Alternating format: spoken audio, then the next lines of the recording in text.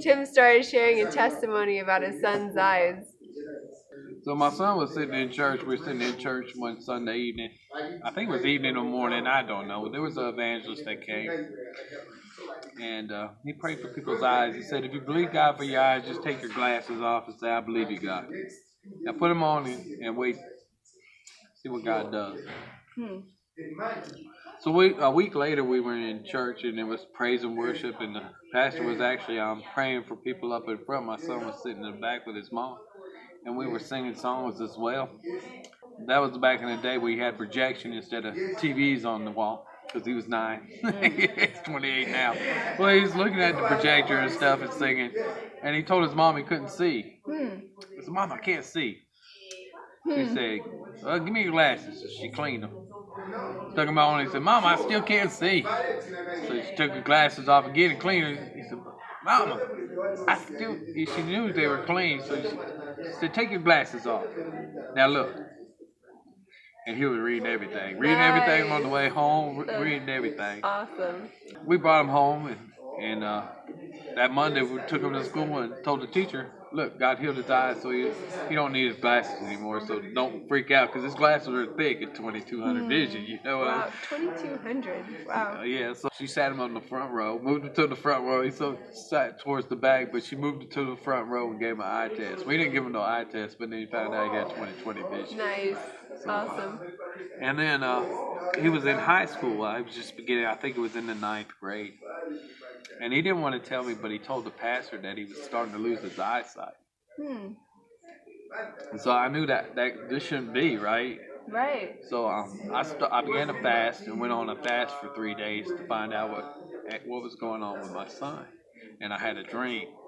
And in this dream, I saw my son in a hospital room. And I was walking through the hospital and coming through the front doors. And I saw two boys standing there when I was going in. And I went up in a few floors. And God told me his nurse was in the room but couldn't get him out. And I said, "What are you doing under that bed?" I said, "Get up. We're going." And I told him that dream. I said, "Now, what's going on?"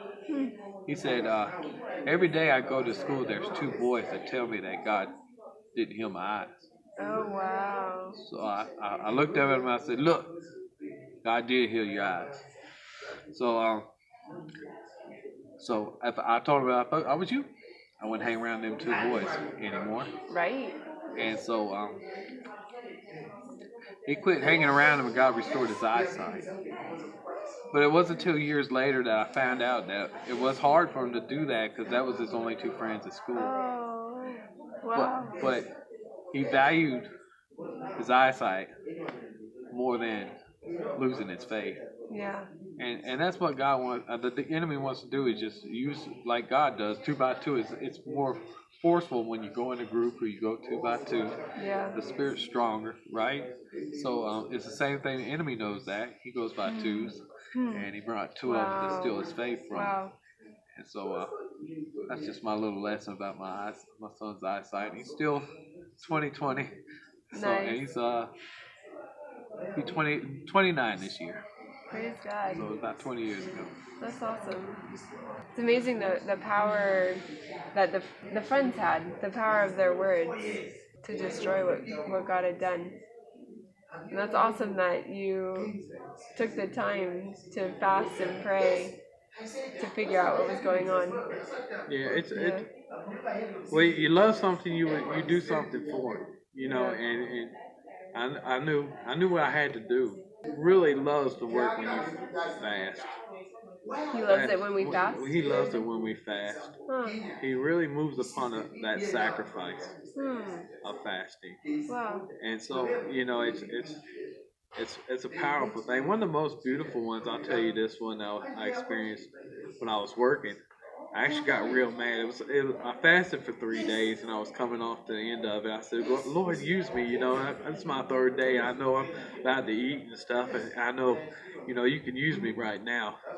And then I got done with work, and then they said, "Man, there's some guys real behind. I need you to pick up this job." At that time, I got paid by the hour, so I mean by the job, and I knew it wasn't much money. I'm like, man, I ain't making nothing on this run, you know. And it's an hour and a half. Take me an hour and a half extra to get home and stuff. It's 3 hours. I'm like, I was kind of upset. But I started working, and I was under this window, and I just heard God say, "She cries for me every night that I use her. Go tell her I'm going to use her in a powerful way." So that was just a delight, is to go up there and say, God sees you crying at night, Wow. and that you desperately want to be used, and to tell her that God's going to use you. Be patient, in a mighty way, you know, and to be able to pray for somebody of that great value. But that's it. I cried sometimes. That's awesome. Yeah.